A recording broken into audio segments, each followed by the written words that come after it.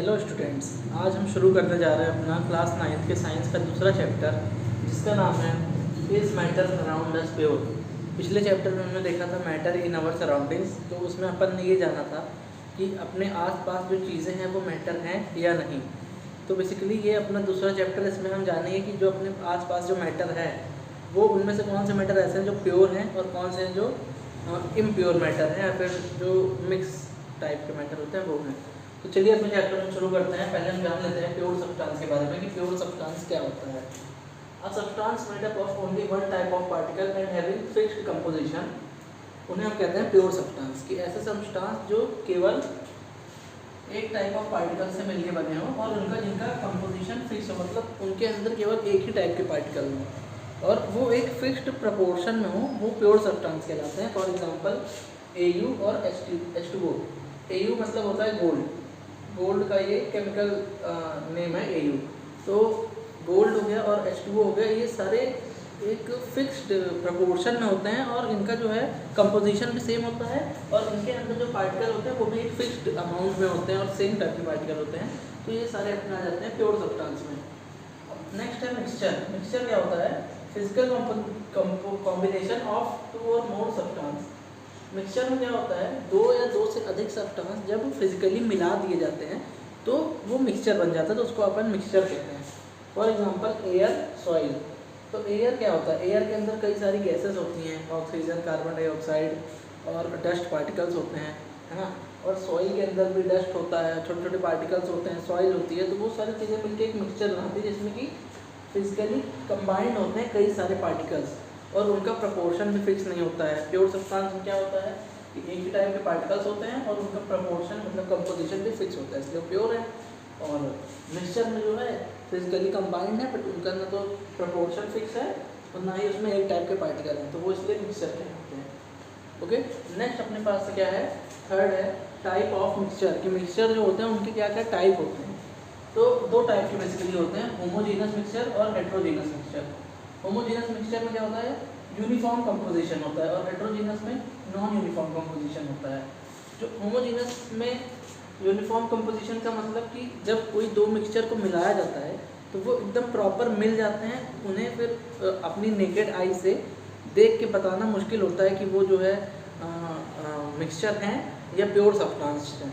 तो homogeneous mixture में composition uniform होता है। जैसे कि इसका एग्जांपल है सॉल्ट सोल्यूशन। जब नमक पानी बनाते हैं तो उसमें पानी में नमक डालते हैं, तो उसको जब खोलते हैं तो कुछ देर बाद नमक उस पानी में एकदम कम्प्लीटली डिजॉल्व हो जाता है। तो उसको फिर आप देख के बता नहीं सकते कि इस पानी के अंदर नमक है या नहीं है, वो एकदम आपको लगेगा कि पानी ही है ना।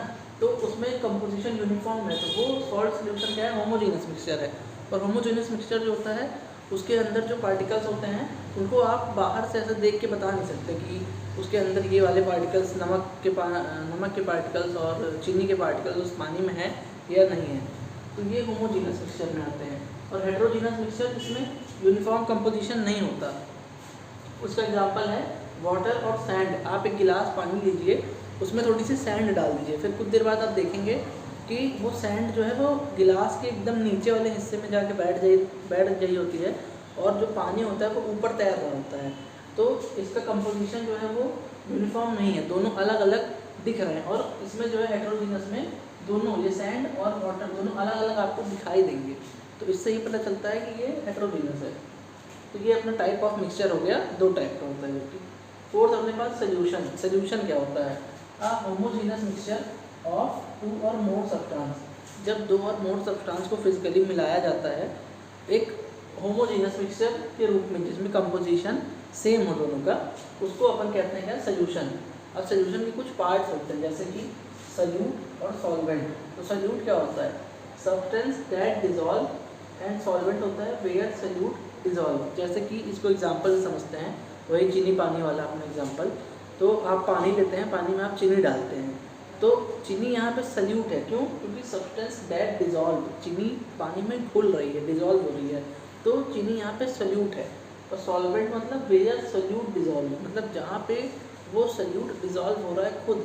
तो सल्यूट कहाँ डिजॉल्व हो रहा है? पानी में, तो पानी हो गया सॉल्वेंट और सल्यूट हो गया अपना शुगर। तो इसका एग्जांपल शुगर वाटर। ऐसे आप समझ सकते हैं कि सॉल्वेंट वो होता है जिसमें कोई चीज़ मिलाई जाती है, और सॉल्यूट वो होता है कि जो चीज़ सॉल्वेंट के अंदर मिलाई जाती है। तो ये अपना सोल्यूशन हो गया। So now we move on to our next topic which is suspension. Suspension क्या होता है ये अपन देख लेते हैं। A heterogeneous mixture where particles are large enough to be scene.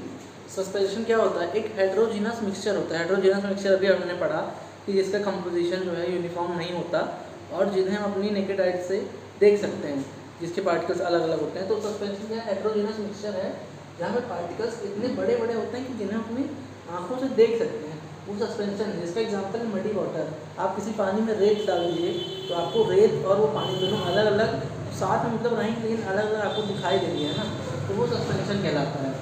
Next अपने पास है टिंडल इफेक्ट। टिंडल इफेक्ट क्या होता है? Scattering of light is known as Tyndall effect. Tyndall effect में क्या होता है कि जो लाइट जब कहीं से आती है तो वो फैल जाती है। वो ऐसे लाइट एक सोर्स पॉइंट से आ रही होगी और पास आते तो कोई फैल जाती है, जो उसकी छोटी छोटी रेस निकलती है, उसी प्रोसेस को कहते हैं टिंडल इफेक्ट। इसका एग्जांपल है लाइट इन फॉग। कोहरे में कभी आपने टॉर्च जलाई हो तो टॉर्च की लाइट वो दूर तक जाती है, जाते जाते वो ऐसे फैलती हुई चली जाती है, छोटी छोटी उसमें से लाइट रेस निकलने लगती हैं। या फिर आपने कहीं घर पे देखा होगा जब सनराइज या सनसेट हो रहा होता है तो आप लोग के घर में जो विंडो से छोटी सी लाइट की वो आ रही होती है तो वो ऐसे पूरी फैल रही होती है, उसके अंदर आपको डस्ट पार्टिकल्स दिख रहे होते हैं उड़ते हुए, तो वही टिंडल इफेक्ट कहलाता है।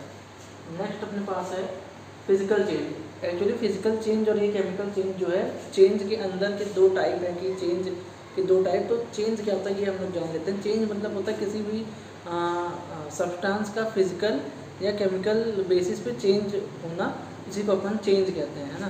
किसी का न्यू सब्सटेंस का फॉर्मेशन हो जाना या पुराने सब्सटेंस का वापस से रीफॉर्मेशन हो जाना, वो चेंज कहलाता है।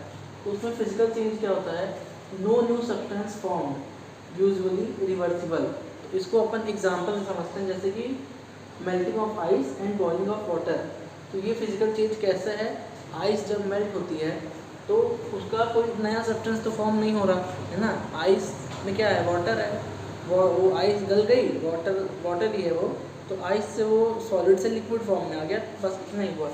और बॉइलिंग ऑफ वाटर, पानी था, पानी को हीट मिली, वो वेपराइज होकर भाप बन के ऊपर चला गया, तो बस इतना ही था। और इसको हम लोग रिवर्स वापस से रिवर्सिबल है, जैसे आइस मेल्ट हुई है ना, तो वापस इसको अपन फ्रीज कर सकते हैं और जो वाटर बॉईल हुआ उसको वापस से अपन कंडेंसेशन की प्रोसेस से वापस इसको वाटर में कन्वर्ट कर सकते हैं। तो ये अपना फिजिकल चेंज है, इसमें कोई नया सब्सटेंस फॉर्म नहीं होता और यूजुअली ये रिवर्सिबल होती है। केमिकल चेंज में क्या होता है? न्यू सब्सटेंस फॉर्म होते हैं और ये इरिवर्सिबल होती है। इसका एग्जांपल है रस्टिंग ऑफ आयरन और बर्निंग ऑफ पेपर। आप कोई पेपर लीजिए, उसको आप जला दीजिए, है ना, तो आप उसको जला देंगे तो नया सब्सटेंस फॉर्म हो जाएगा, वो पेपर जो है जल जाएगा तो ब्लैक ब्लैक कलर की उसमें से ऐश बन जाती है, तो वो नया सब्सटेंस फॉर्म हो गया और इरिवर्सिबल है, क्योंकि अब उससे आप वापस पेपर तो बना नहीं सकते हैं ना। तो ये केमिकल चेंज होता है। केमिकल चेंज में नया सब्सटेंस फॉर्म होता है, इरिवर्सिबल होती है, और फिजिकल चेंज में नया सब्सटेंस फॉर्म नहीं होता और ये रिवर्सिबल होती है।